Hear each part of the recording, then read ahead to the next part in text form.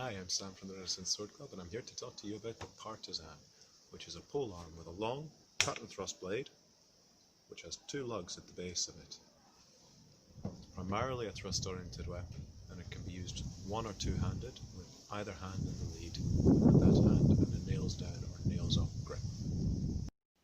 This is something similar to what I'm using in the video. Whereas this is an example of a slightly later partisan. And here you can see some of the huge range of different styles of this weapon. Using the partisan is an awful lot like single Bolognese side sword, but thrust oriented. You can see here some of the thrusts, either thrusting with opposition, that is, sliding up the haft of the opponent's weapon in order to thrust safely and control it, or else setting their weapon aside and then bringing your point back online and thrusting before they can recover it. It's not demonstrated here, but the lugs can actually be used as a controlling device. You can trap and bind the weapon with it. I usually find it's better to do that on the haft if you can, below the head. Otherwise you just wind up with both of you trapped and it becomes a pushing contest. And you can see here, making these thrusts with a little bit of a void to change the line. It's another way that you can gain space in which to attack and keep yourself safe.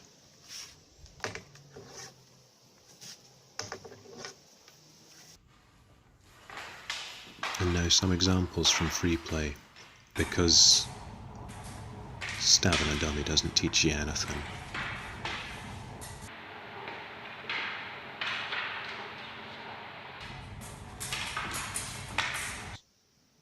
Now, disengaging.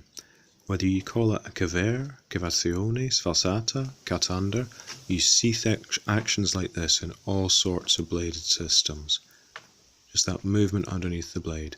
Sometimes with a little bit of a misdirection, that initial push there to try and get them pushing back so that when you do, it's even more effective. Disengaging, disengaging, disengaging. It's just that arc of movement underneath to re-engage on the other side. A little bit of offline movement there to try and keep yourself safe as you're doing it and to open up a different line for the attack.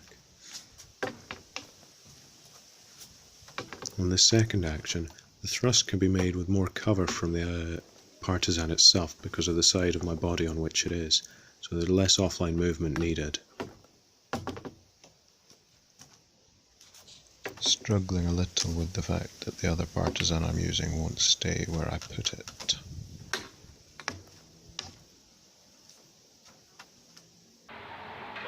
And another example from free play. So, cuts. Most of the cuts that we see are quite short cuts to the lead hand or lead leg. I believe that the reason for this is to keep yourself from becoming very exposed to countering the thrust. The partisan would be an effective cutting weapon because of the leverage, but the length that gives it that leverage would also mean that any cutting action is very large and easily read.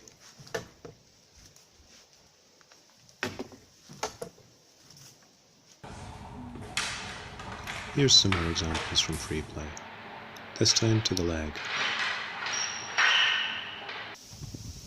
Now we're going to look at cutting to the hands. Here were some little rising cuts. Definitely not just because the partisan I had set up to work against was falling down.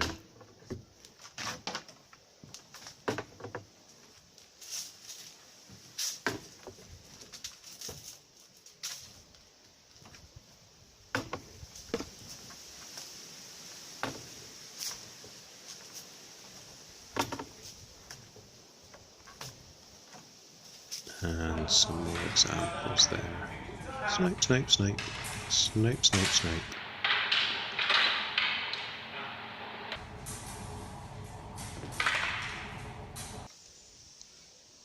One of the other key things with the partisan is being able to change grip. It can be used on either side.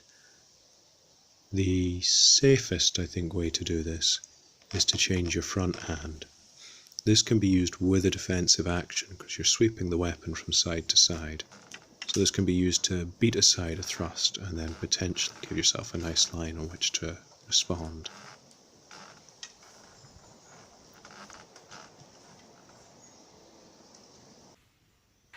Here's some changing in free play. The other way to do it is to change your rear hand. Quite often that can be done with a strong, quick, long thrust forwards. There is a risk to that though, which I think is demonstrated in some of the free play examples I've put in. But here you can see you can actually get a very quick thrust out of that.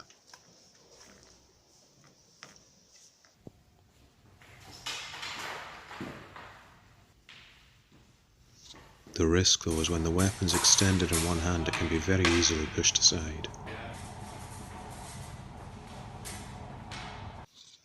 And we're going to finish with one last thing included purely because it's cool.